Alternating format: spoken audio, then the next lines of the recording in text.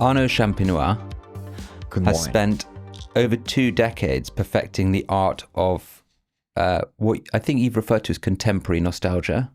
Contemporary heritage. Contemporary heritage, fine. And you've made, I think really successfully, you've made the past feel urgent and relevant again, which I think is a real success of what Belmond has done over the last decade. You're Senior VP of Brand and Marketing at Belmond and the architect of the Art of Belmond. Very successful, very sexy campaign, I love it, that's transformed a collection of luxury hotels and trains into what you've referred to as places with soul.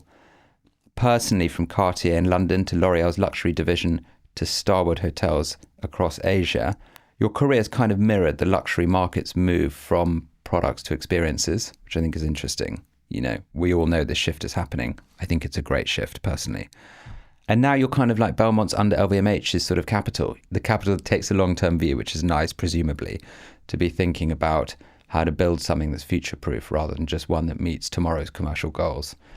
And, you know, I think you've always, to mirror that, championed slow luxury and that idea that the journey itself is the destination. So whether it's the Venice Simplon-Orient-Express crossing Europe or the new Britannic Explorer, which I think launched this year, didn't it? To Cornwall. Just launched. A very slow journey to Cornwall. A month ago. Yeah, I'm really interested to talk a bit more about that. Arnaud believes that luxury travel is about reconnecting with a golden age, the romance of travel that once existed that's perhaps been eroded by our flighty desire to get on a plane and go places for a quick weekend.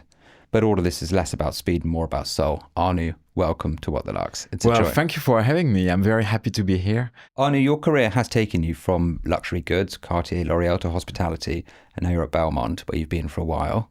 And how we first met, we worked together for almost 7 years, I think. How did this journey teach you about luxury's shift from things to experiences? What's your view on that? Well, I think I've been very fortunate because, as you said, I started with products. So at Cartier, working on watches and jewelry.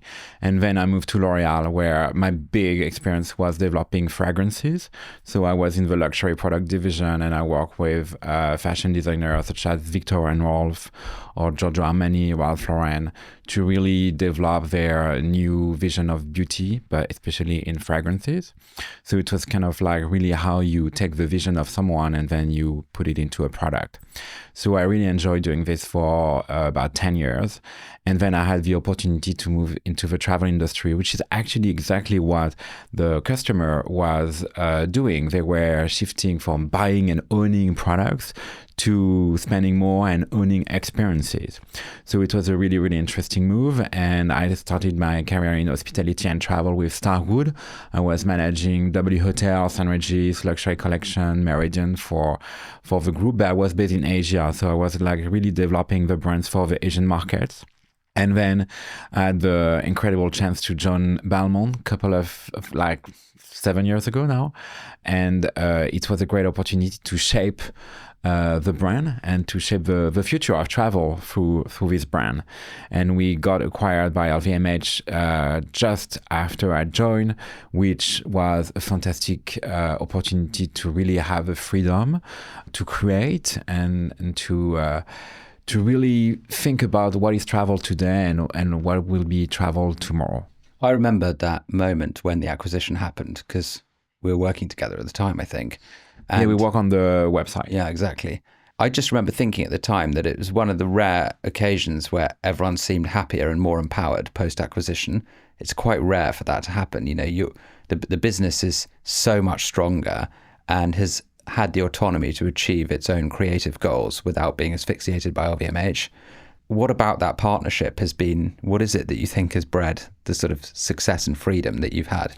Yeah, I would say it's freedom. I think LVMH loves heritage brand, but they know how to make them relevant and contemporary for a new generation of guests and travelers. And so this is exactly what we've done with the brand. We kind of like invested into a long-term strategy, which was very based on a property-first approach. So for those who don't know Belmond, we own about 45 properties around the world. They are trains, incredible legendary trains like the Venice Simplon-Orient-Express. They're hotels, they're boats and safaris. We operate in 20 countries. And the beauty of this portfolio is that every single property is almost a brand. So the Cipriani Hotel, the Splendido, the Mont Nelson in Cape Town, Copacabana Palace in Rio, they're all beautiful brands.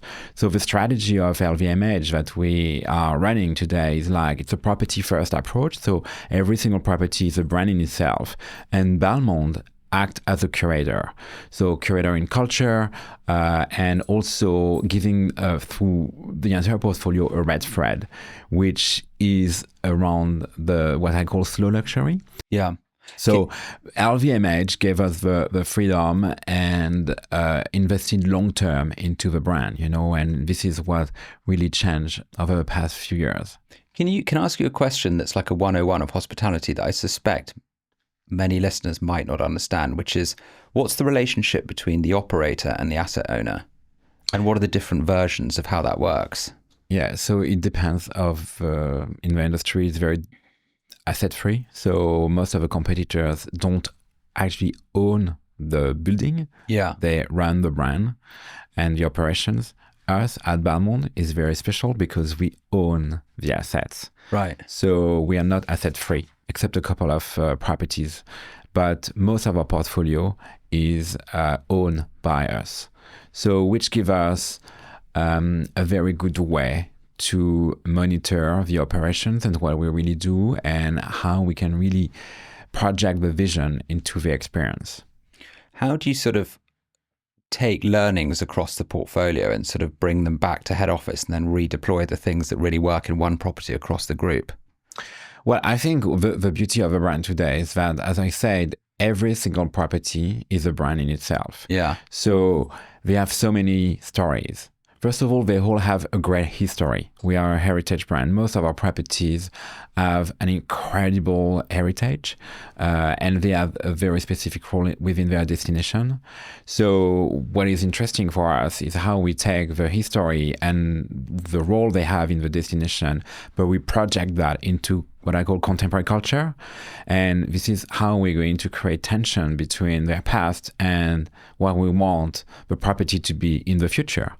So this is the beauty of the operations today, how we make every single property relevant for today's world and for new customers. So we have invested a lot in renovation, for instance. So we are renovating our portfolio slowly but surely. We have started with a very cute property in Portofino called Splendido Mare, which is in the village. We work with French architects called Festen, and inspired by mid-century modern design, Italian wave. They have completely revamped this beautiful fisherman house. Then we went to renovate Maroma, which is our property in Mexico on the Riviera Maya.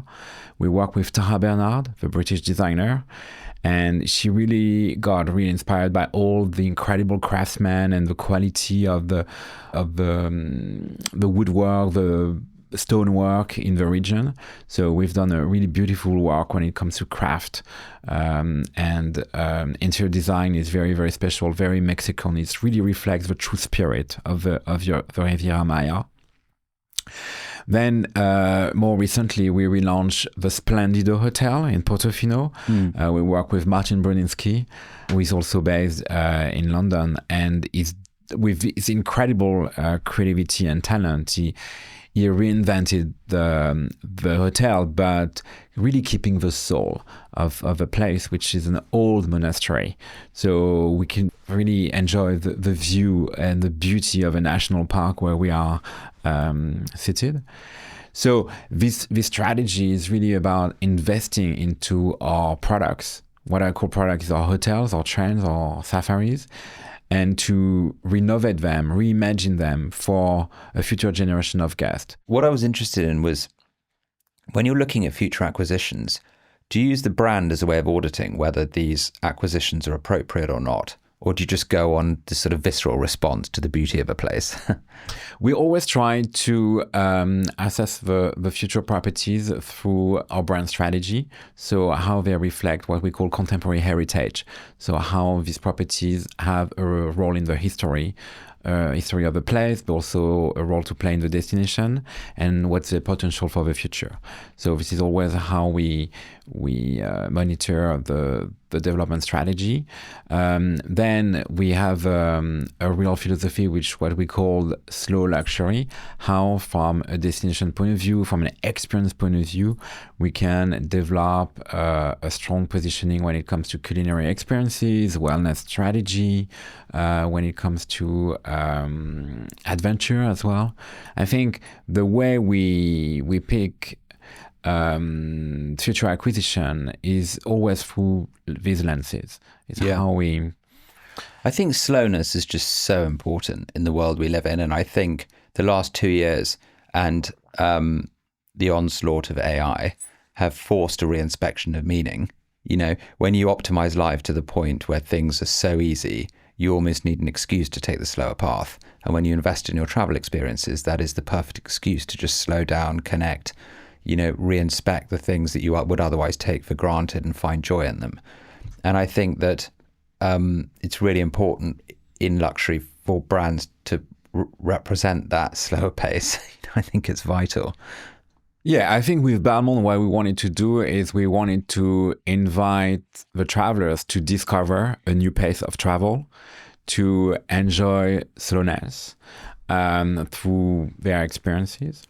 So I think what we've done over the past few years is really invest into everything we could disconnect them from their daily life, you know, and reconnect them to what matters the most: nature, culture, well-being, themselves, and really create environment and almost like little bubbles where they could enjoy slow life with their friends and family. And I think this is why the brand is so successful today, is because we create very, very special place which are authentic, genuine, full of characters or teams. And it's really a place to disconnect. I mean, it's really slow in some cases. The Britannic Explorer, for example, takes days to reach Cornwall. Yes. How does it take so long? Yeah, so it's a 3 days journey, 2 nights. So here you are on a new product that we just launched in the UK. It's called the Britannic Explorer. We have 3 routes. We can go to Cornwall, we can go to the Lake District, and we can go to Wales. Apparently it's a really, really beautiful region in the UK, and we are very pleased to explore it.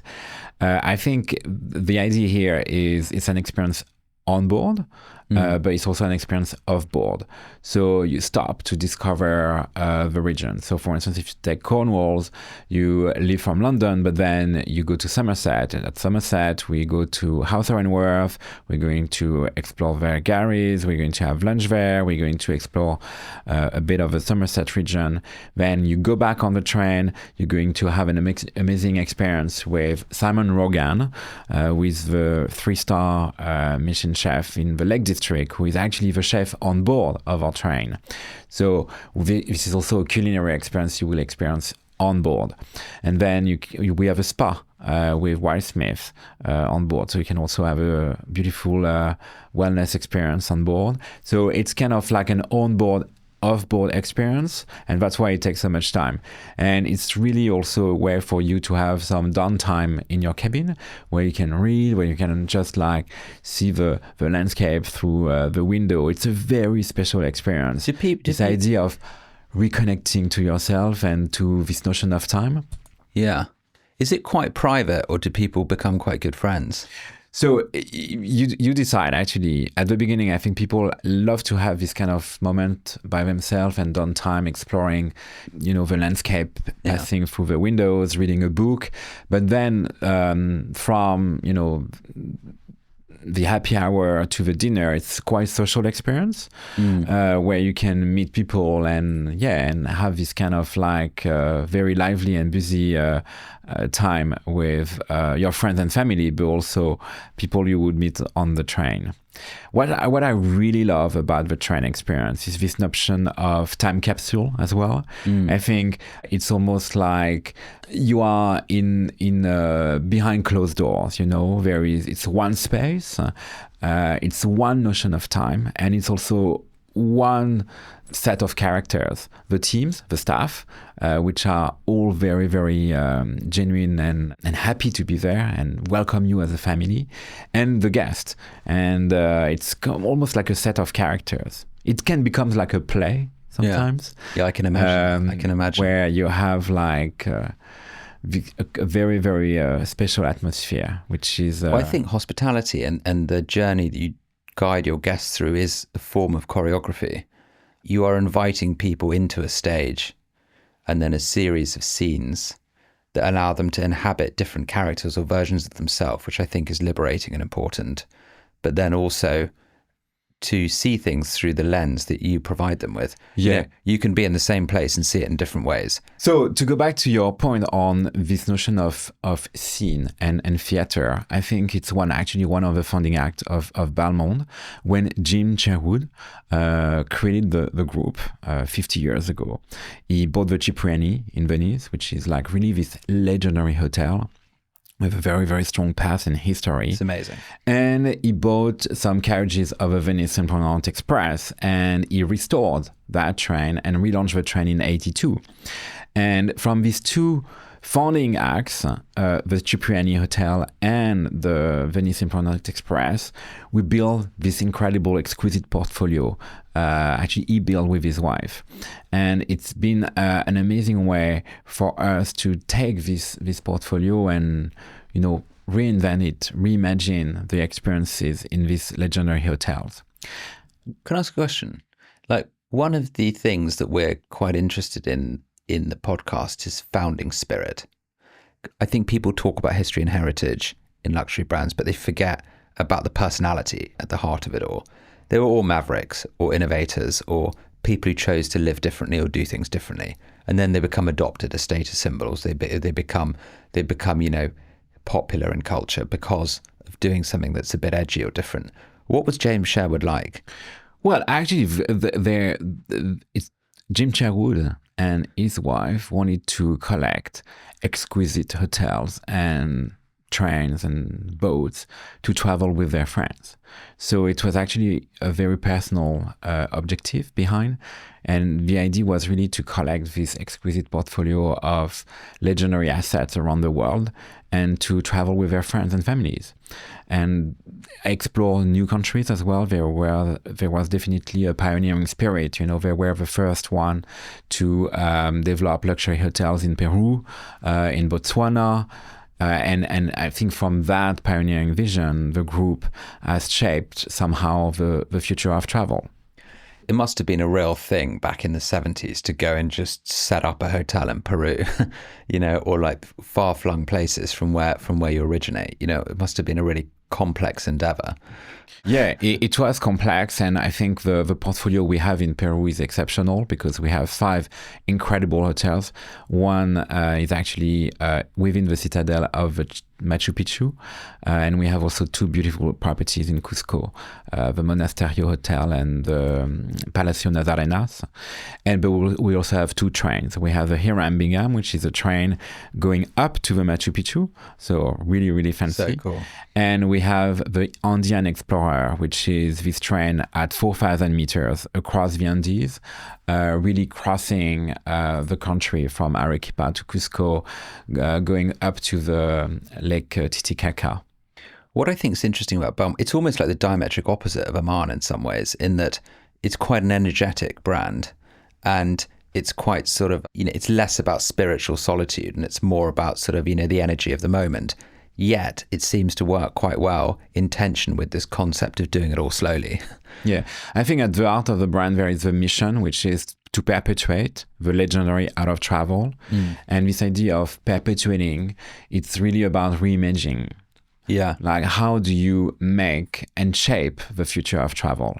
So this is also all the work we're doing with contemporary photographers today to kind of capture the destinations and our properties with their personal and daring lens, and to inspire a new generation of travel to discover the world, to connect with communities, to really explore what is it all about to travel. It seems obvious to me that you run the brand almost like a fashion or a lifestyle brand. And I think that's really interesting, you know, from your collaborations with contemporary photographers through to an art direction that balances, the glamour or the nostalgia of travel that existed in a year once gone, through to actually being quite contemporary and edgy. And so who are the photographers and what are the types of initiatives and what's the balance that you strike between those two ends of the spectrum? Well, you're absolutely right. I think what we've done over the past few years was to try to create desirability around the brand beyond travel. So how to attract people who have worked in fashion or in design or in other field, and to bring them to our brand to shape the future of travel together. And this is what we started to do with contemporary photographers. So inviting very daring photographers from fashion world like Coco Capitan, Colin Dawson, Chris Rhodes, Jack Davidson, and to invite them with a very personal and daring vision to capture our destinations and our properties around the world. How involved do you get do you just give them free license? No, we really work together on like a clear brief about what we want to capture, but at the end of the day, their vision and their personal experience on property is something very, very special and very unique. And this is what we curate together with the artist. And we really let them explore that side of their creativity on property. And this is what I really like in the Legends campaign, which was really the idea of inviting this great artist to capture the lifestyle on property in a very personal way. Yeah. And now this has been a very, very successful campaign. So it became almost like a cultural object. Yeah. And this is what we're doing with our partnership with the Parisian publisher RVB. Yeah. Launching a collection of contemporary photography books. And we are also partnering with Photo London. We are partnering with Paris Photo now. And this cultural object, this body of work of these photographers becomes exhibition, where you can really connect to our destinations and properties in a very artistic way. Well, I think that is so important to connect at that level because, everyone's seen the postcard version of this world. It's not interesting anymore. Do you know what I mean? But to have the confidence to lead with a detail, to have the confidence to lead with something that summarizes the energy of a place or the spirit of a thing requires more confidence, but ultimately is far more alluring than leading with the beautiful vista. I mean, the turquoise sea means nothing. It's funny you use the postcard reference because, for instance, we have a property in Anguilla called Cap Juluca, and it's like really like the perfect postcard, like white sand, incredible blue. And we work with Gino Edwards, and his vision of a place is very authentic, and he really tried to capture the true spirit of the Caribbean, talking with people, spending a lot of time capturing the beauty of the sand, but also the leaves, the nature in a raw way. Quite different from the postcards, actually. And we are publishing his book in a couple of weeks at Paris Photo, and you will see it's a very different vision of the property and the Caribbean in general. Well, one builds desire, but the turquoise sea encourages conversion, and so you end up in that tension between, creating desire and allure and brand building, frankly. That is long-term brand building versus the things that are functional that people need to see in order to purchase. And, we definitely, I think, as a world have swayed too far towards purchase and a little bit too far away from brand building. I suppose you're fairly fortunate in that you work with LVMH, who are about patient capital, long-term returns, and can take that path, which I think many wouldn't be able to take, which is to lead with things that aren't about the product. Yeah, LVMH is all about long-term brand building and investing into the creativity. So how they led the teams working on brands to create and think long-term. And brand building is really at the heart of a strategy. Yeah. Slow luxury is your philosophy, even though we've touched on it just yet, because I think it's important. Slow luxury means many things, from people going abroad less frequently but for longer, but also to experiencing things in a way that is more considered. Yes, I think slow luxury, the vision behind is to discover a new pace of travel. And also experience the destination through different lens. So from a culinary point of view, what is connect with the terroir, so the land and the people behind the destination.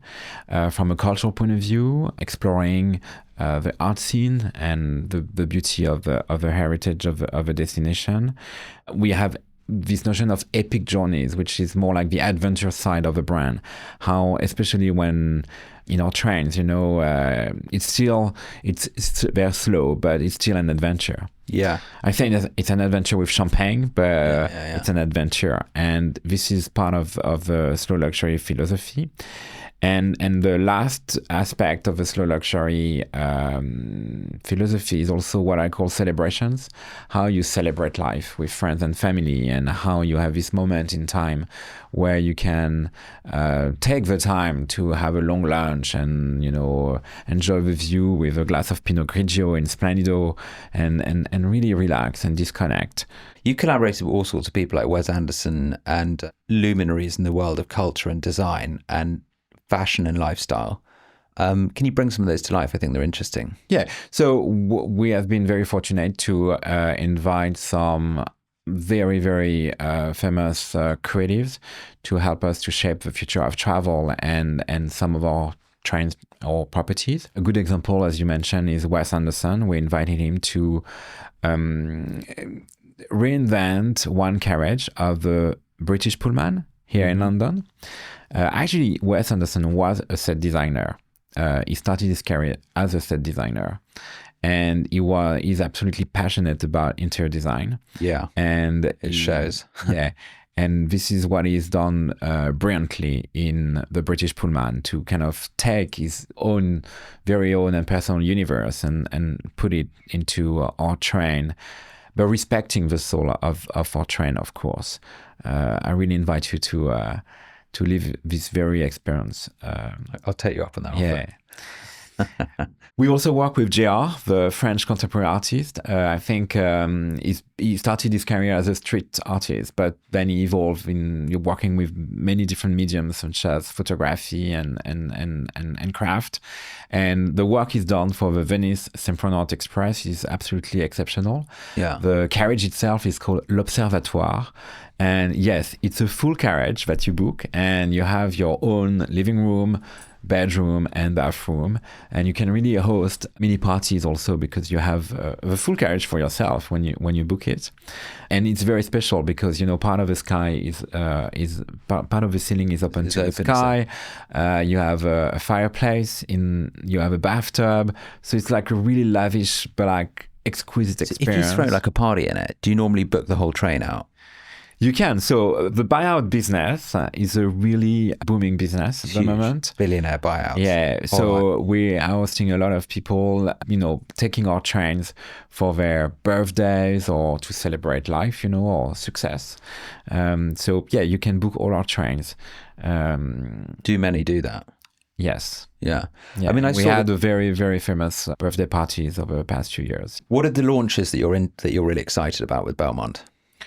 So today we have a very active plan, because we are as I said earlier, we are renovating a lot of our properties. So next year we will relaunch the Villa San Michele in Florence, which is a beautiful property. Actually, the facade has been designed by the Michelangelo School back in time. And so it's an amazing opportunity to renovate this property, and the gardens are exquisite, and we're going to have like an amazing experience from a culinary point of view, from a wellness point of view. We're going to have a Guerlain spa. So it's going to be really a complete and holistic retreat on the hills of Florence, with the best view over Florence. And I guarantee it's going to be very, very special.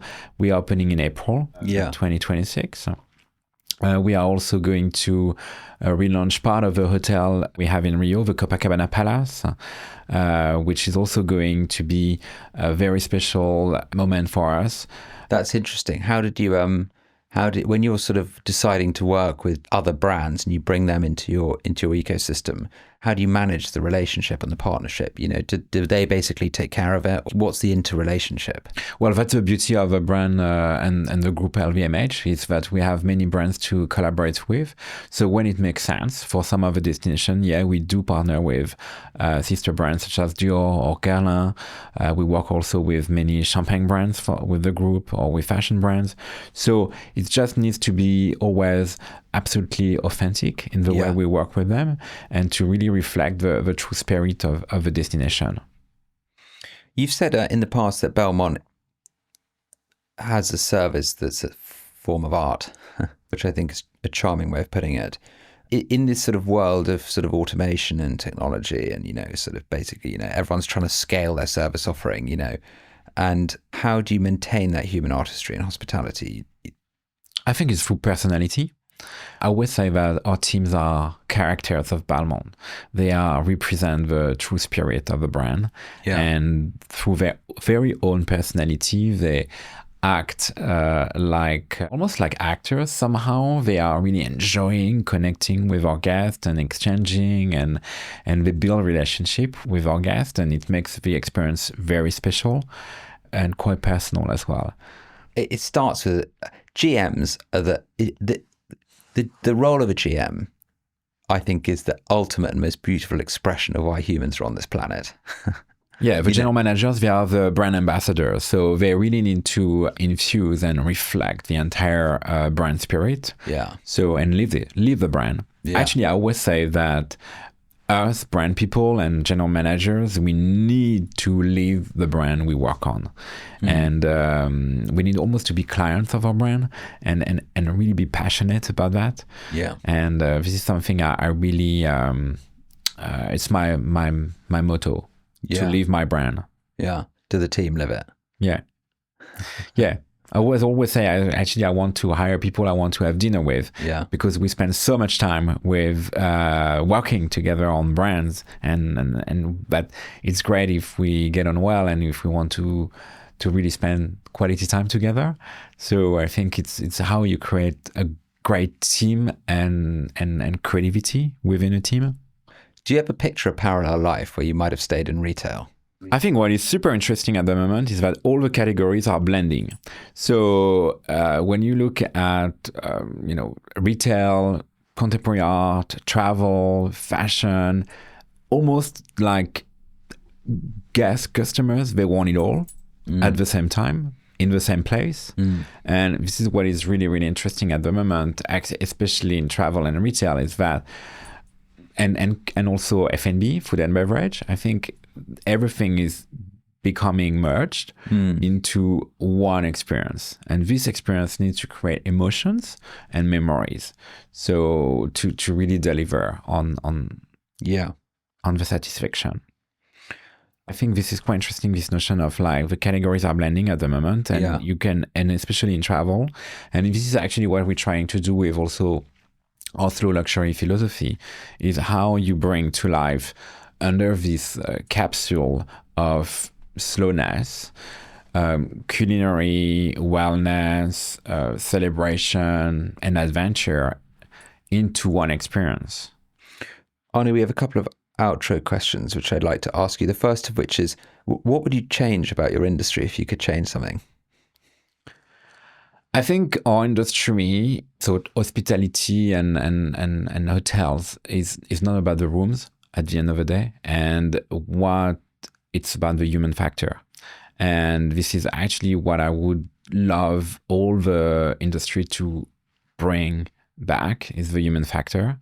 How, to celebrate connection and a relationship within the destination. And this is what we try to do at Belmond, with bringing to life the destinations through the human factor, connections with communities, connection to the land and the people, the food.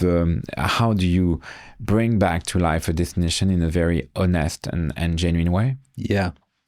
What most concerns you about the world we're leaving the next generation? You're not a father, if I remember correctly, but you're a very proud godfather, aren't you? A nephew and a niece. Three, sorry. Nieces, yeah. Nieces. What concerns you about the world we're leaving them?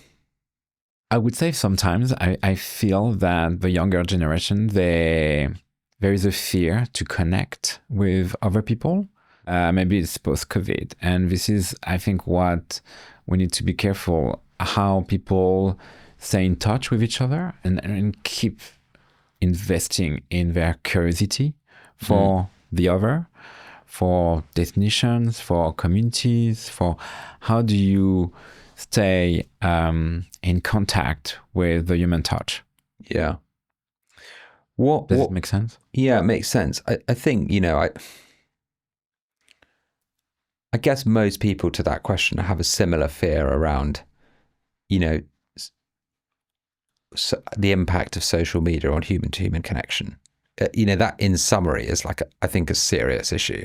And if we disrupt what we're all put on this earth to do, which is engage with each other, and now further disrupted because we're getting AI to write for us. And so the thing that we're here to do, which is to express ourselves and communicate with each other, we're outsourcing. But it's very much about this idea of disconnecting to reconnect. So, and actually this is what we're trying to do at Belmond, is to put you into a bubble where the beauty of a landscape or the heritage is going to create a space and a notion of time where you're going to disconnect, to reconnect to what matters the most: nature, culture, well-being, your own well-being. How do you really going to reconnect to yourself? I mean, any situation where you're out of your comfort zone is important because it puts you back into attention. And then, Anu, I've got another question for you, actually. Yeah. We've only got a couple of minutes left, but if you had to give up your job tomorrow, what would you do? Well, I'm a true brand guy, so I've always worked on luxury brands, and this is really my passion. But I've always admired architects, so I would definitely would love to be an architect. Yeah. And what I really like is how a building or a house can create something very special for people to connect to a destination, to live in, and this is really what I love in this field. Yeah, and it's becoming really interesting now because of architecture that enables or provokes connection, because we're missing it in so many parts of life. And so how architecture has changed to reflect what we actually need as human beings, the sort of visceral urges, and how architecture caters to that, I find interesting. We did an episode with Zaha Hadid, actually, and it's very interesting. We talk about all social dynamics and flow and stuff like that. It's I loved it. Yeah, and connection to the environment as well. Connection to the environment, exactly. How a building emerges from its space. Exactly. It's interesting. My last question, Arnaud, is what's the thing that you're really excited about in the next 5 years? What do you sort of lie in bed dreaming about? Well, it's a bit expected, but you were talking about AI, and I think in the travel industry, it's going to be a very interesting revolution. How we take, for instance, the wants and needs of our guests, and we kind of use AI to build more curated itineraries for them, and faster, smoother, how the dynamic between a destination and the desire of the guest is going to come to fruition. It's going to be really interesting, and I'm excited about this. Well, we'll watch this space. Thank you very much, Arnaud Champenois. It's been a joy. Well, thank you for having me. It's been a great pleasure to talk about travel.